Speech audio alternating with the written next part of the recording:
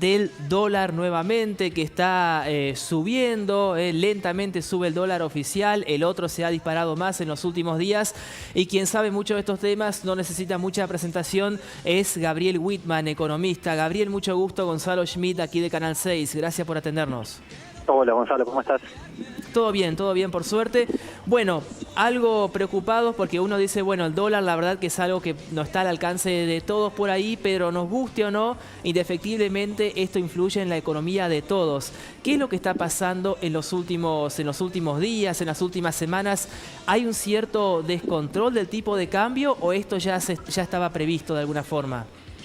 Mira, a mí me parece que son cuestiones relativamente previsibles en varios sentidos. A ver, si bien cada vez que el dólar se mueve, se acelera un poco, genera cierta incertidumbre, hay que pensar lo que estamos a algunas semanas de la elección primaria, que suele ser un evento que genera por lo menos alguna inestabilidad o por lo menos alguna lectura en donde hay gente que prefiere posicionarse en dólares para pasar las elecciones a partir de cualquier evento que pueda ocurrir en ese sentido.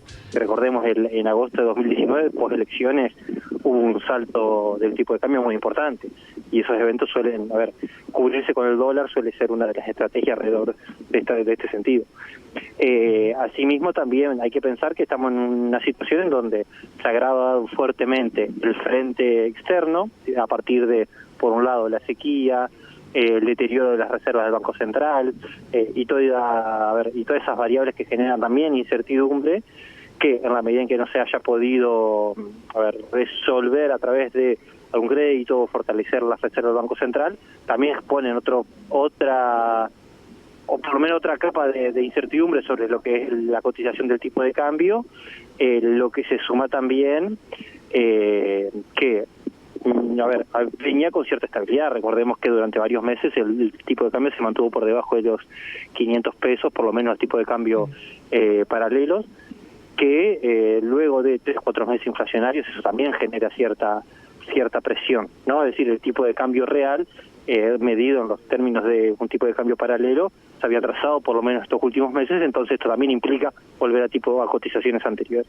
Claro. Eso un poco suma que, había un escenario en donde podía generarse esto y que aún así, que vaya a 550 son cotizaciones que son parecidas a lo que de unos meses atrás, por lo menos en términos reales. Por supuesto. Y esto, Gabriel, indefectiblemente no se traslada por ahí a otras variables económicas y quizás lo que más preocupa, más aún antes de las elecciones, es el tema del aumento de los alimentos. He visto, ¿no?, en algunos comercios que ya hubo remarcaciones. ¿Tiene que ver con esto? Depende. Yo creo que en todo caso el escenario de los alimentos tiene más que ver con las medidas respecto de los dólares no paralelos, sino los otros dólares como el dólar soja o el dólar para las economías regionales que se anunciaron hace una semana, que eso sí impacta directamente en la composición del precio de los alimentos, ya que, por ejemplo, el dólar que está destinado para maíz también tiene una mejora en lo que es en su cotización. Eso implica que el maíz en términos de dólares para dentro de Argentina se encarece, y eso es tanto alimento directo como alimento de alimentos, es decir, es lo que alimenta el sector porcino, el sector avícola, que después también repercute en el precio de los alimentos en la mesa de la familia. Entonces creo que esas medidas impactan mucho más, por lo menos lo que son las tensiones en los precios de los alimentos de estos días. En las cotizaciones paralelas, que esas suelen tener más que ver, por lo general, con cuestiones financieras y no tanto con la dinámica de la economía real. Claro. ¿Y qué puede pasar si esto está sucediendo antes de las elecciones primarias? ¿Qué puede pasar luego? Esto tiene mucho que ver con el resultado. Uno a veces ve ciertos medios nacionales y por ahí uno se asusta un poco y uno desde nuestro lugar, desde nuestra provincia, es como que trata de no transmitir quizás eso que se quiere por ahí mostrar. Pero hay cierta preocupación. Sería difícil, por lo menos de mi parte, arriesgar algo por ahí. Por lo general se ve que antes y después de una elección hay un evento muy particular, muy preciso, que sucede un domingo, que a partir del lunes cambia o incide fuertemente la cotización. Que eso puede tener mayor o menor incidencia, y en función también de la previsibilidad del resultado de esas elecciones, va a tener mayor o menor impacto. Es decir, si yo ya sé lo que va a suceder en la elección, va a tener un menor impacto. Ahora, una elección como esta, en donde va a marcar muchas aguas, tanto para la interna de Juntos por el Cambio como para la potencia que pueda tener el oficialismo, claro. Creo que eso puede repercutir fuertemente en distintos escenarios de impacto en los tipos de cambio.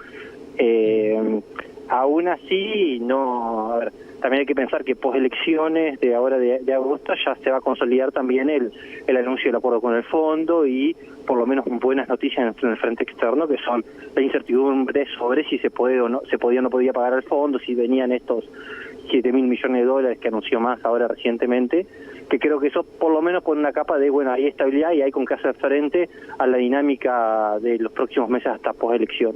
Entonces creo que están esos dos escenarios que se van a encontrar después de las elecciones. Por un lado el resultado, que es un resultado que hay mucha incertidumbre, y también hay difícil lectura, decir, bueno, qué candidato tira para arriba y qué candidato tira para abajo, por decirlo así.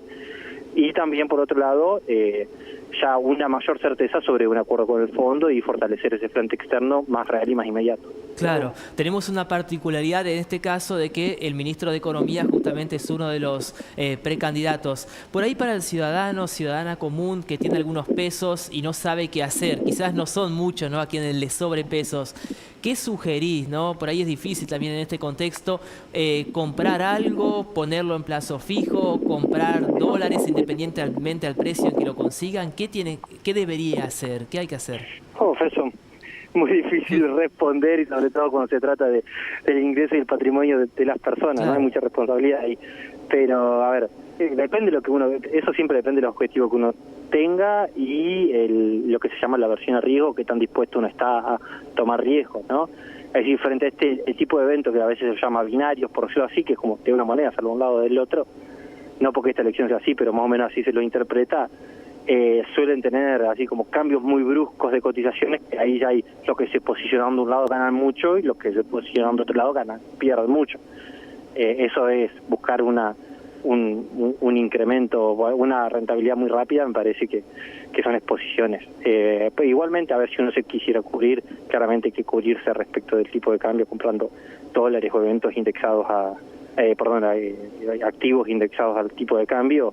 Por ahí es una estrategia por lo menos de mediano plazo para cubrirse a los próximos meses, que va a haber cierta incertidumbre en torno a eso, y sobre todo cuando se habla que los escenarios para diciembre también son muy distintos a los que se están planteando por los próximos meses, ¿no? Claramente las medidas económicas que se tomarán ya asumiendo como gobierno y no en términos de campaña, todos hablan de o que unifican, sacan retenciones, no sé, distintas medidas de ajuste que todas por lo general implican incrementos de la cotización del tipo de cambio, ¿no? Entonces, por lo menos cubrirse de alguna forma, que eso puede ser también tranquilamente en pesos y con tasa de interés en la medida en que sean real y que estén por mayores de esa depreciación del tipo de cambio que se espere, ¿no? Es decir, un plazo fijo con una tasa real del 130, 140%, por ahí puede ser mayor una devaluación que, si bien es repentina, después se termina estabilizando en el tiempo. Por supuesto. Por último, Gabriel, ya lo dijiste un poco al principio, pero para aquel que no conoce mucho, no entiende tanto, ¿qué es lo que hace subir o bajar en este caso el dólar? ¿Hay una mano, varias manos, varias variables detrás de eso? ¿Qué es lo que implica, no, que a veces de golpe el dólar comienza a escalar hacia arriba, se torne prácticamente imparable, después se estanque un tiempo, luego comience a bajar? ¿De qué depende eso? Me imagino que son varios factores. Sí, son varios factores muy complejos también de determinar o entender cuál es efectivamente que termina generando esas tensiones o momentos en donde se acelera, momentos donde aumenta y momentos donde se acelera. Igualmente hay que tener presente que lo que son por lo menos el tipo de cambio blue, paralelos, por fuera de los mercados, esos suelen ser mercados muy, muy chiquitos que se mueven en términos informales, entonces por ahí pequeños movimientos o pequeños capitales pueden generar tensiones en esos mercados. A medida que hay mayor grado de formalidad, son mercados más voluminosos en los cuales es más difícil generar ese tipo de operaciones y son movimientos más generalizados. Y por el lado de ya los tipos de cambio oficiales, ahí y la Reserva del Banco Central, ahí lo que interviene principalmente son la dinámica económica de la economía productiva y de la economía real que demanda importaciones. Entonces ahí lo que te está demandando dólares es la importación de bienes intermedios de la economía real, de insumos necesarios para producir, para vivir, que ahí es donde lo que te demanda dólares es el incremento de la actividad económica. Ahora estos últimos meses, desde fin del año pasado lo que se está haciendo es restringir un poco el término de importaciones, entonces eso repercute en una caída de la actividad económica, que es lo que se ha visto en estos últimos meses, que es por lo menos el flujo más grande de lo que es demanda de dólares. Pero por lo general la noticia y lo que tracciona y lo que genera presión son los tipos de cambio más bien paralelos, que son mercados más chicos, que ahí sí hay mucha especulación financiera. Claro. Ahora sí, por último, Gabriel, que no sé si tenés conocimiento qué sucede en otros países, países que más o menos tienen una economía parecida a la nuestra, hablo de Uruguay, Chile, Brasil, países de la región. ¿Están también todo el tiempo pendientes de lo que pasa con el dólar? ¿Afecta tanto su economía igual que nosotros o no tan así? Mira, no soy un gran conocedor de todo ese tema que me consultás, pero uno lo ve claramente de que no es un problema para el resto de los países, si bien pueden tener momentos en donde haya más devaluación o tipo de cambios más competitivos, menos competitivos, no suelen ser eventos tan traumáticos ni que marquen tanto el ritmo de la agenda interna ni de las políticas económicas. El tema de las reservas internacionales es un tema que preocupa en alguna medida a Argentina, y eso lo ve uno, por ejemplo, en las tensiones que va teniendo con el FMI y los tipos de cambio que tiene en cualquier otro país. Por lo menos de los que mencionaba, no son ejemplos de que tengan muchos tipos de cambios como pueden tener en Argentina. Podrán tener, en algunos casos, dólares más caros, más baratos, habrán apreciado, habrán depreciado, pero no es un factor tan relevante como me parece a mí termina siendo en Argentina. Claro. Gabriel, como siempre, muchísimas gracias por la gentileza, por hablar con nosotros. No, por favor, gracias a ustedes. Un abrazo. Así pasaba Gabriel Wittmann, economista, justamente hablando sobre el dólar, que siempre es un tema y más aún antes de cada elección aquí en nuestra República Argentina.